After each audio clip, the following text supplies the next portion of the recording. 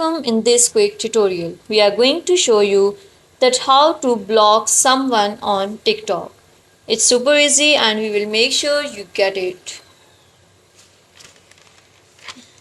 Make sure to watch the complete video and follow each step carefully to avoid forgetting anything and making mistake.